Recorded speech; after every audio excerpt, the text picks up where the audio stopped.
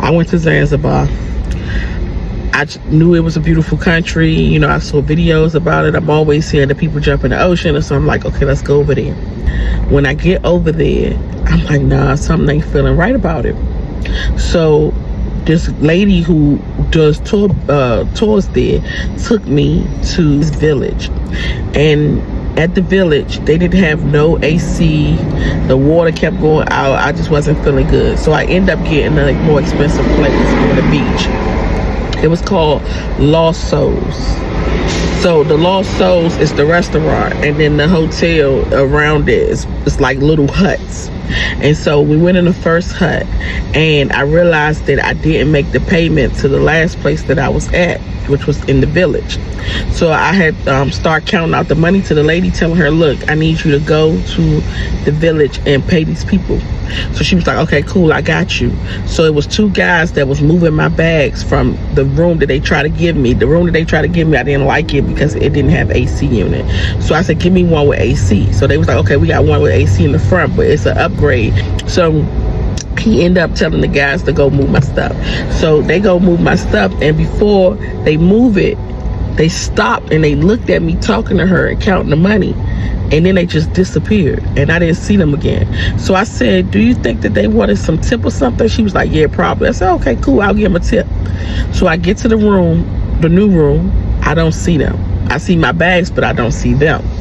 So I'm like, what the hell happened? So I asked the housekeeper, I said, do you know where those two guys that was moving my bags? She said, no, I don't know. So I spoke to her for a second, then I went inside the room. When I went in the room looked good. My tour guide walked me around, the manager walked me around, everything looking, you know, real tasty, real good. So I ended up locking the door, and I went with the tour lady. She was going to drop me off at the store, and I'm come back.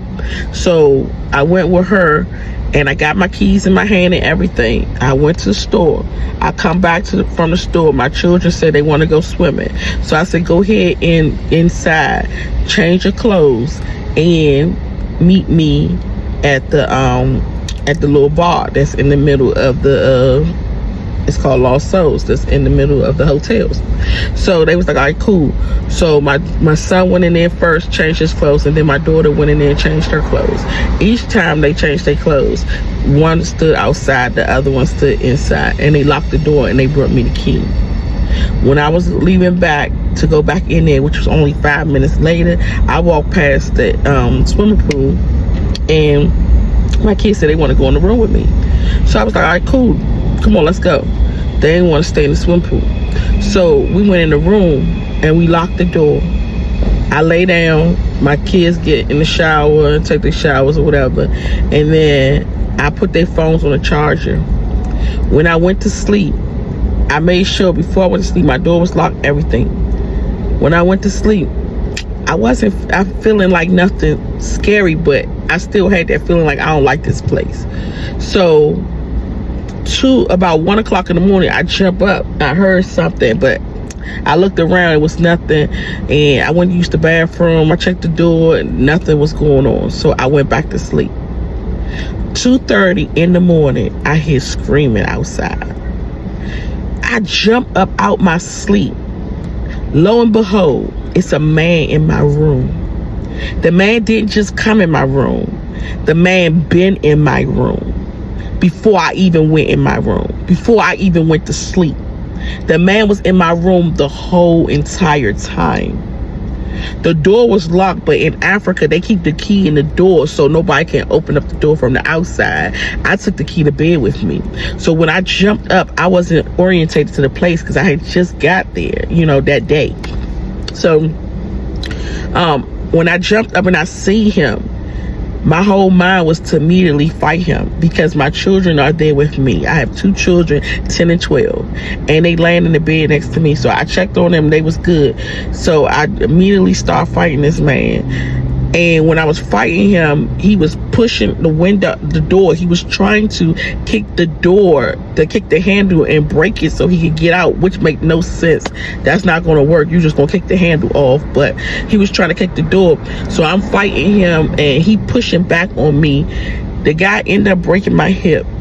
He ended up breaking my finger. And I didn't feel it at the time because my adrenaline was rushing.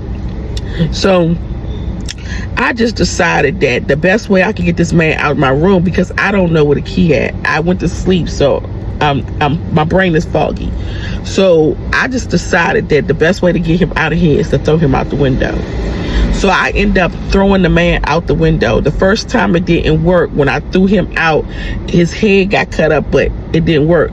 I just pulled his ski mask off. He had a ski mask off. He had a jersey, he had a hoodie. He looked like he was American dude. And so I pulled his hoodie off, and I ended up trying it again, throwing him out there, and it worked this time. I took his head and threw him out, and it broke the glass, and I was able to throw him out. He tried to fight the guy who was screaming, because the guy who was screaming seen him through the glass, because he said when he first saw it, he saw somebody's figure walking around the room, and it looked like a man figure, and he was like, hold up, let me go check, because she don't have a man with her. And so then when he came over there, he could see the man moving the curtains trying to get out the door. So that's what made him start screaming. Then he seen the man with the ski mask, so he was like, oh no, let me go ahead and try to wake her up. So after I threw him out, he was able to fight the man a little bit. Then he ran and he collapsed at the swimming pool. So I'm screaming, telling people, help, help, help. Nobody's coming out their room to help me.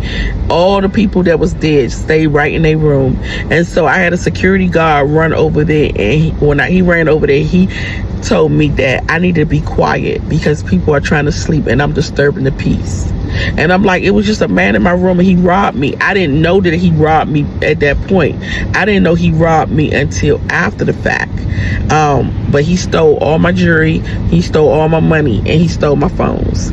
But I didn't know at that particular time because, like I said, I was just getting up. And so I didn't know what he was in my room for. I didn't know if he was trying to unalive me and my children. I don't know if he was trying to rape me. I just did not know. I just woke up and seen him at the door. I didn't know if he just got in. I didn't know nothing. You know, you either flight or fight, and I couldn't leave. So my whole thing was just to fight for my life. Nobody was trying to help me. So I told the security, I said, why don't you just call the owner? And he said, okay, I'm gonna call the owner. The owner told him that she not coming till tomorrow. So I'm just basically SOL. And then I said, well, call the police. They called the police. The police said they won't be there till tomorrow unless I come and pick them up. And they said they didn't have cars. And I'm like, I don't have a car either. I'm just visiting this place. I just went live. And as I went live, I didn't know the whole time that the owner was watching me in the camera on the porch. And I'm like, I hear people yelling from the village. I hear the ocean going crazy because of all the spirits. I hear the daggone bats and stuff and birds and screaming. It felt like I was literally in hell. And I'm screaming the whole entire time until the morning. Nobody's coming to my rescue. Nobody's coming to help me. So by morning, they basically said that when they came, that I need to go identify the body because they found the body in the village. So I went to identify the body, and the police told me that they was going to arrest me and charge me with death penalty because in Zanzibar there's no self-defense laws and there's no freedom of speech laws. And I was told that they were supposed to come and get me, put something on my mouth, and get rid of me, never to be seen again. Even though I had children, even though I was innocent, even though I was a victim, even though I wasn't in the wrong, even though I was defending myself and my children. Don't go to Zanzibar. If you go to Africa, make sure you take multiple people with you. Take somebody with you. Don't travel alone to Africa. It's not a good look. You never know what you're running into. And the laws over there are not the same as the laws in America. I wish you guys the best on y'all travels.